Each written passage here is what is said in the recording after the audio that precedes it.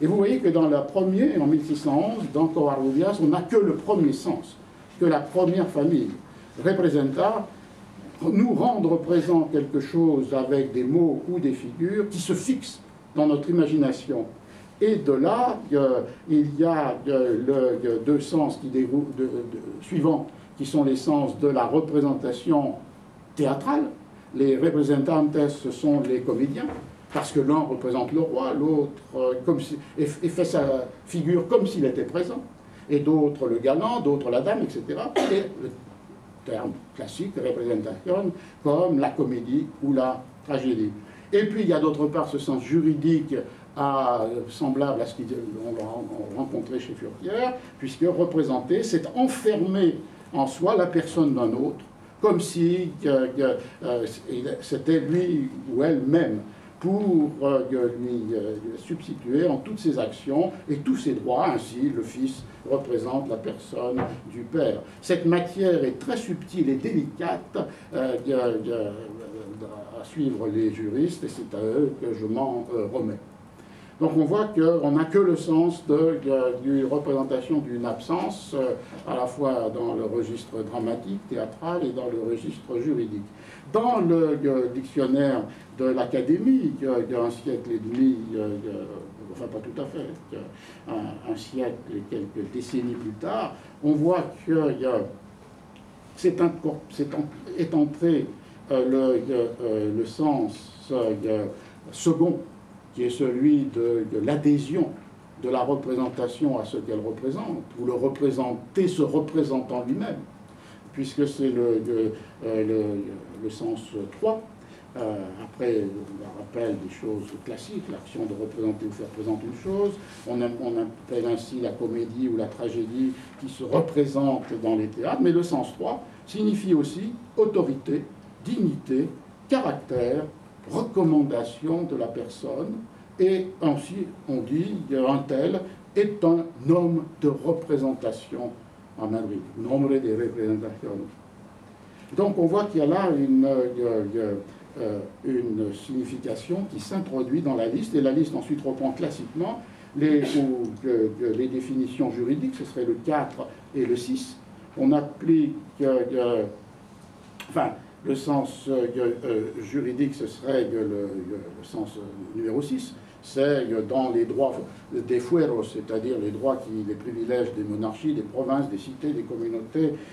C'est le droit de succéder dans ses biens, héritage ou majorat d'une personne pour une autre en la représentant. Et s'introduit un sens politique qui est le numéro 5. On se prend aussi ce mot dans le sens de la supplique ou de la proposition argumentée que l'on fait au prince et au supérieur. La représentation comme représenter une cause, la pétition, la supplique adressée au prince qui n'apparaît pas dans les dictionnaires de la langue française. Alors dans sa réflexion qui me paraît essentielle, sur les liens entre représentation du pouvoir politique et, on pourrait dire, le pouvoir politique de la représentation, Louis Marin n'a jamais séparé ces deux sens du terme, les deux significations, les deux familles de significations. Et pour lui, le premier sens qui était inscrit dans la référence essentielle à ses yeux, qui était la théorie du signe, élaborée par les grammairiens et les logiciens de Port-Royal, dans cette première série d'acceptions, le mot renvoie à deux opérations qui donnent présence à un représenté absent. Je cite Marin dans son livre L'opacité de la peinture. Un des modèles parmi les plus opératoires construits pour explorer le fonctionnement de la représentation moderne, qu'elle soit linguistique ou visuelle, est celui qui propose la prise en considération de la double dimension de son dispositif. Dimension transitive ou transparente de l'énoncé, toute représentation représente quelque chose. Dimension réflexive ou opacité énonciative, toute représentation se présente représentant quelque chose. Et du coup, on voit que découle de cette perspective une donnée essentielle pour la représentation politique chez Louis Marin, c'est-à-dire le transfert du modèle eucharistique sur le pouvoir du souverain chrétien. Et dans ce modèle, évidemment, une analogie s'établit entre l'hostie, qui est représentation du corps du Christ, et le portrait du roi, qui est représentation de ce corps monarchique absent. Cette représentation narrative, historique, qui implique une relation déchiffrable entre le signe et ce qu'il signifie, n'épuise pourtant pas la signification de l'Eucharistie ou du portrait du roi, puisqu'ils appartiennent l'un et l'autre à la seconde famille de sens, c'est-à-dire celui où la représentation est monstration immédiate d'une présence, non pas une relation de représentation entre un absent, le corps du Christ, le corps du roi, et ce qui le représente, l'hostie ou le portrait, mais une relation qui est une relation de l'immédiateté de la présence. L'hostie est le corps du Christ dans sa présence réelle. Les images, les portraits du roi sont le roi, sont le corps sacramentel du roi en son absence. Et c'est évidemment que dans cette perspective, dans cette construction complexe qui allie les deux sens de la représentation, aussi bien dans la théologie de l'Eucharistie que dans la théorie politique de l'absolutisme, c'est cette construction qui est mise en péril à partir du moment où se brouille la relation entre les termes, et à partir du moment où, par exemple, vers la fin du règne, Louis XIV se fait peindre sous son portrait d'individu réel dans les signes symboliques qui sont supposés le représenter en son absence. Et donc il y a là comme un brouillage du code, puisqu'il y a deux gestes contradictoires qui sont donnés à voir en même temps.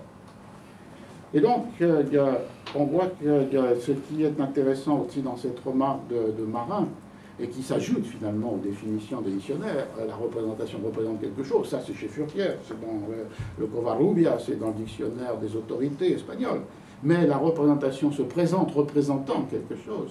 C'est une dimension qui est introduite et qui permet sans doute de déplacer notre manière de travailler avec la représentation d'une stricte perspective sémiotique et scripturale qui serait fondée uniquement sur l'analyse du langage, qu'il soit le langage qui déploie le sens du texte, ou qu'il soit le langage qui habite la représentation picturale, pour déplacer l'analyse sur l'étude des modalités, des procédés, des dispositifs de présentation de la représentation.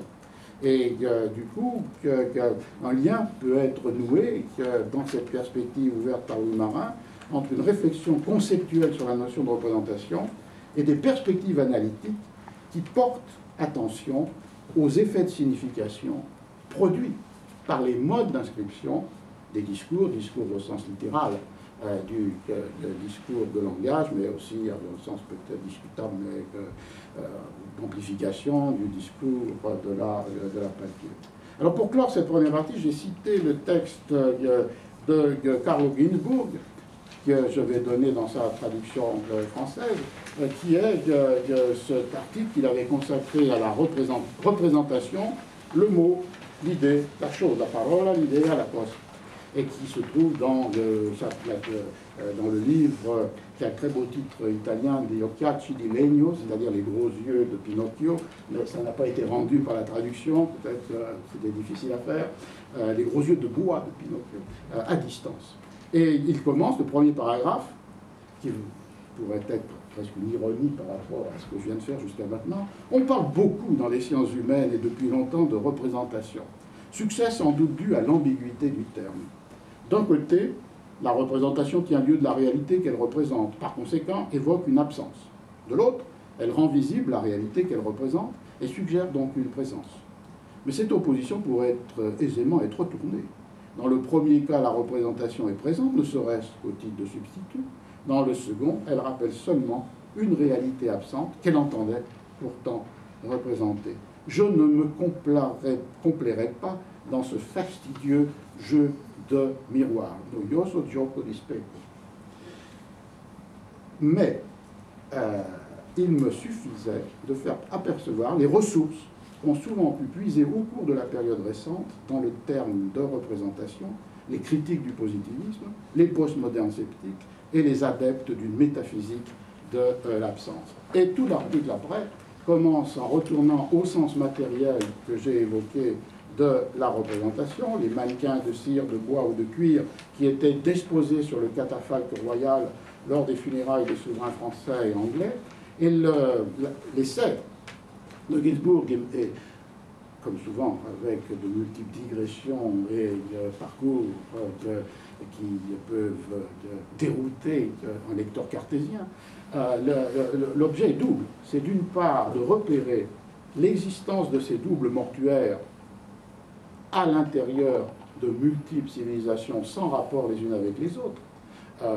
Les Incas du Pérou, les empereurs antonins, les cités grecques avec le colossos de Cyrène et de Sparte, et les rois d'Angleterre et de France au XVIIe, enfin de la fin du Moyen-Âge jusqu'au début du XVIIe siècle, et donc de poser la question qui hante Carlo Ginzburg: comment comprendre ces similitudes? Faut-il les comprendre comme des analogies morphologiques qui correspondraient finalement à des nécessités universelles, ou bien faut-il les comprendre comme des transmissions historiques qui font que ce sont des réemplois? Et d'ailleurs, son analyse oscille, puisque parfois il porte l'attention sur des transmissions historiques qui ont pu être niées. Pour lui, par exemple, les rituels des funérailles des souverains français et anglais n'ont plus à voir avec la tradition des empereurs romains que ne le pensait Gysi, ou d'autres fois, il bascule du côté de cette sorte d'anthropologie, au sens premier du terme, qui fait qu'on peut reconnaître des formes identiques, homologues, analogues, dans des contextes sans aucune attestation de leur relation historique. C'est le premier objet du texte. C'est souvent comme ça qu'il a été commenté, c'est comme ça que je l'avais commenté. Mais il y a un deuxième aspect qui m'a paru important en relisant pour ce séminaire, c'est le fait qu'il veut montrer qu'il existe une rupture dans la longue histoire de la représentation à partir du moment où, justement, sans qu'il cite Louis Marin, est introduite cette idée fondamentale de la transubstantiation, de l'Eucharistie, parce que là est imposée l'idée d'une présence, et non pas seulement l'idée d'une relation entre un représenté et ceux qui le représentent, non pas l'idée qu'il reprend chez Vernon d'une communication avec le sacré, mais l'idée de la présence, c'est ce qui lui permet de conclure, et d'une manière qui ne m'avait pas autant frappé à première lecture, très parallèlement avec un marin, l'idée que c'est la présence réelle, concrète, corporelle du Christ dans le sacrement qui a permis l'objet extraordinaire qui a été notre point de départ, l'effigie du roi ou représentation, de finalement devenir le symbole concret de l'abstraction de l'État. Et donc on retrouve exactement, avec un autre vocabulaire, ce qui est cette parallèle entre le portrait du roi et l'Eucharistie.